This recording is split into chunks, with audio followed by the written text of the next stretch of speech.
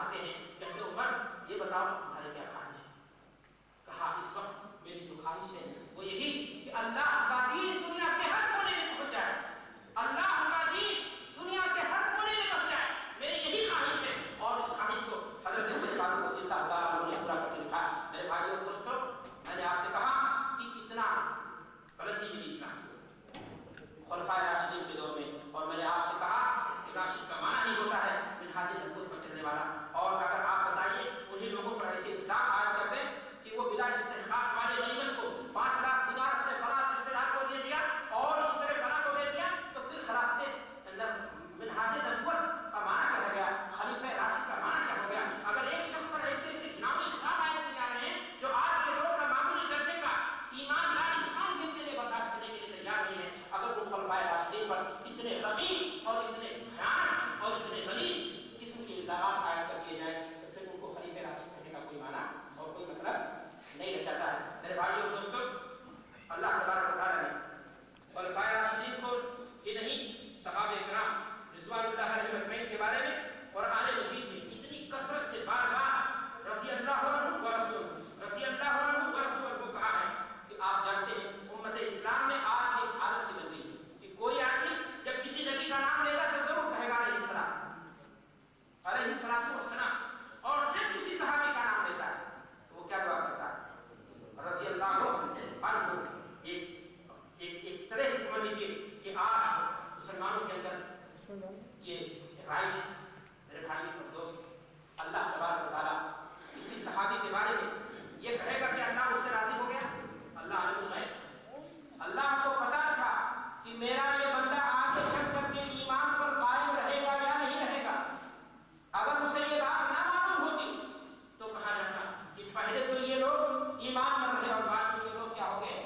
دنیا دار ہو گئے۔ میرے بھائی اور دوستوں، اللہ تبارک و تعالیٰ ان کے بارے میں فرماتا ہے لقد رضی اللہ عن المؤمنین اذ یبایعونک تحت الشجرہ فعلم ما فی قلوبہم فانزل السکینۃ علیہم۔ غور کیجیے آیت کریمہ میں اللہ تبارک و تعالیٰ فرماتا ہے اللہ تبارک و تعالیٰ راضی ہو گیا مومنوں سے۔ یہ صلح حدیبیہ کی بات ہے۔ اللہ کے رسول جناب محمد رسول اللہ صلی اللہ علیہ وسلم زیارت کی نیت سے، عمرہ کی نیت سے آپ تشریف لے گئے تھے، 1400 صحابہ کرام آپ کے ساتھ تھے۔ عثمان بن عفان رضی اللہ تعالیٰ عنہ کا واقعہ بھی ہے کہ اللہ کے رسول صلی اللہ علیہ وسلم جب ان کے بارے میں خبر ہوئی کہ ان کو مشرکوں نے مار دیا تو آپ صلی اللہ علیہ وسلم نے موت پر بیعت کی تھی کہ خون عثمان کا انتقام لیں گے، اپنی جان چلی جائے گی لیکن ہم پیچھے ہٹنے والے نہیں ہیں۔ یہ کون صاحب تھے؟ یہ کون لوگ تھے جن کے بارے میں آج نفاق کا سرٹیفکیٹ دیا جا رہا ہے؟ ادب کے نام پر، تاریخ کے نام پر، تدبر حدیث کے نام پر، تدبر قرآن کے نام پر، اور کہا یہ جاتا ہے کہ ہم نے جو کچھ مواد کا تاریخ سے اٹھا کر کے رکھ دیا، ہم نے اپنی طرف سے کوئی نئی چیزیں نہیں لکھی ہیں۔ میرے بھائیوں اور دوستوں، تاریخ چو چو کا مربع ہے، تاریخ کے اندر پتہ نہیں کتنا سب جٹلیات کی چیزیں ہیں، اور قرآن مجید کے نصوص صریحہ احادیث رسول کو بنایا کیا کر دیا جائے؟ بس تاریخ کے چند جزیوں کو فلسفہ بنا کر کے صحابہ کرام رضوان اللہ علیہم کے بارے میں ایک نہیں دو نہیں ڈھیر سارے ایسے الزامات عائد کر دیے جائیں کہ جن الزامات کے بعد کوئی شخص خلیفہ راشد، کوئی شخص صحابی رسول تو ہونا درکار، ایک معمولی درجے کا ایماندار اسے تسلیم نہ کیا جائے، یہ کوئی انصاف نہیں ہے۔ میرے بھائی اور دوستوں، یہ صحابہ کرام رضوان اللہ علیہم کے تعلق سے ہماری طرف سے جاتی ہے۔ اگر کوئی شخص ایسا کرتا ہے، میں نے آپ سے کہا کہ اس آیت کریمہ میں اللہ تبارک و تعالیٰ نے کیا بات فرمائی؟ اللہ فرماتا ہے لقد رضی اللہ عن المؤمنین اذ یبایعونک تحت الشجرہ۔ 1400 صحابہ کرام، اللہ فرما رہا کہ ان مومنوں سے اللہ تبارک و تعالیٰ راضی ہوگا۔ ایسے نہیں راضی ہوں گے، آگے سنیے اللہ فرماتا ہے عالم ما فی قلوبہم، ان کے دلوں میں کیا ہے جان کر کے اللہ تبارک و تعالیٰ ان سے کیا ہوا تھا؟ اللہ پر کوئی چیز چھپی نہیں تھی، تو جن سے اللہ راضی ہو جائے اور